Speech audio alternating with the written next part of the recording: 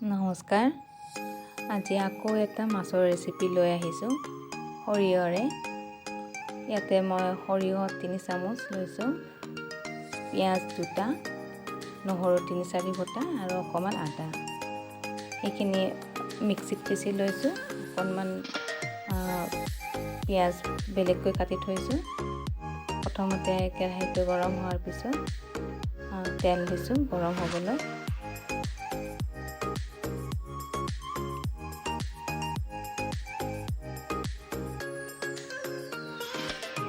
তেলখিনি গৰম হোৱাত অকণমান ফোৰণ দিছোঁ। ফোৰণখিনি ৰন্ধোৱা হোৱালৈকে অকণমান ৰৈছোঁ।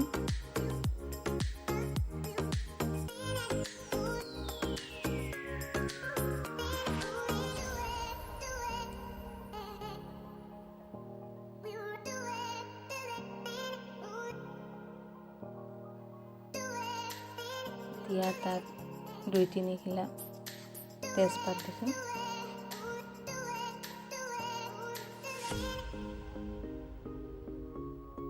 সেইখিনি অকণমান ভজা হোৱাৰ পিছত সৰিয়হৰ পেষ্টখিনি ঢালি দিছোঁ। এইখিনি অকণমান এতিয়া লৰাই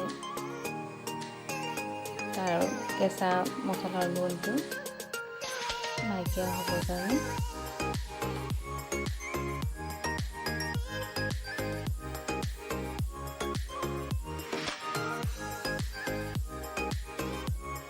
অকণমান মিডিয়াম ফ্লেমত ভাজি লৈছোঁ।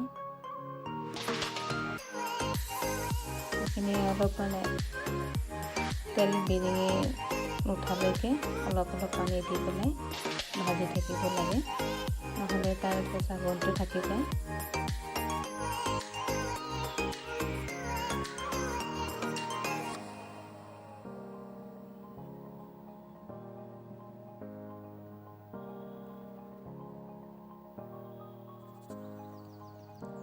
এতিয়া নিমখ অকণমান দিছোঁ।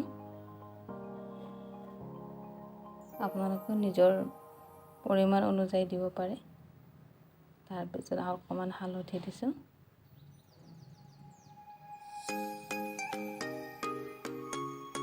জ্বলাটো নিজৰ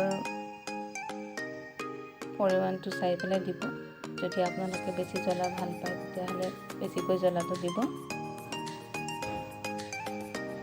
অলপ পানী দি আকৌ লৰাই আছোঁ।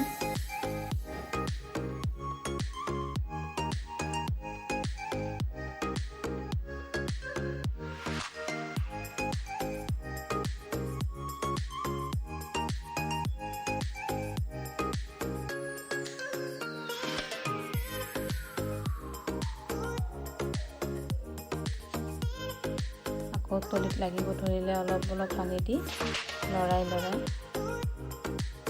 তাৰ মছলাৰ কেঁচা গোন্ধটো নাইকিয়া কৰিছোঁ।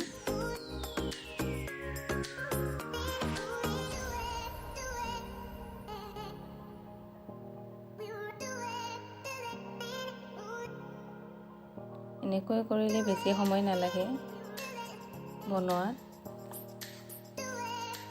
সোনকালে সিজি যায়।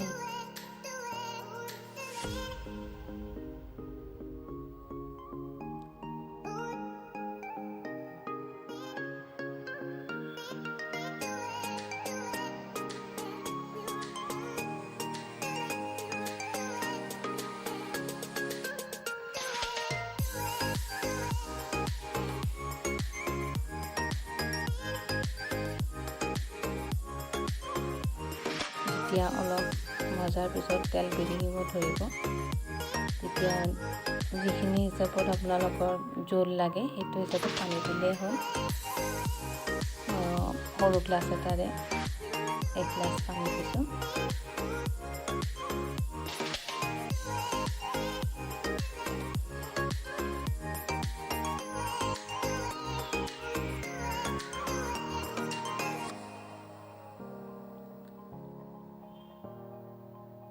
এতিয়া তাত কাটি থোৱা কেঁচা পিঁয়াজখিনিও অলপকৈ ছটিয়াই দিছোঁ আৰু জলকীয়া 2টাও দিছোঁ।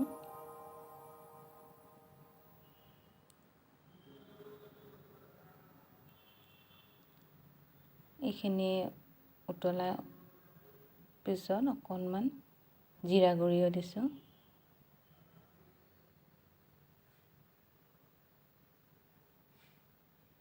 জিৰা গুড়ি যদি আপোনালোকে বেয়া পায় তেনেহ'লে স্কিপ কৰিব পাৰে। ইয়াৰ পিছত সৰু মাছকেইটা পেলাই দিছোঁ।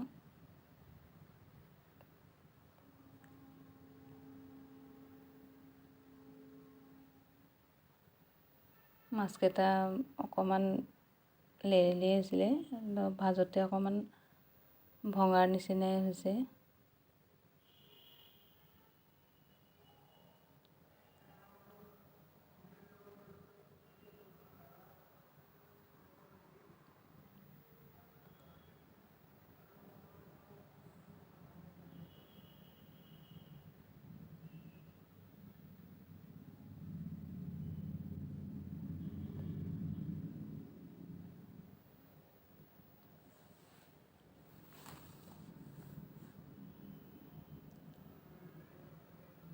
আপোনালোকেও চাগে এনেকৈয়ে খায়। আৰু যদি কিবা বেলেগকৈ খায় তেতিয়াহ'লে আপোনালোকৰ পদ্ধতিও জনাবচোন।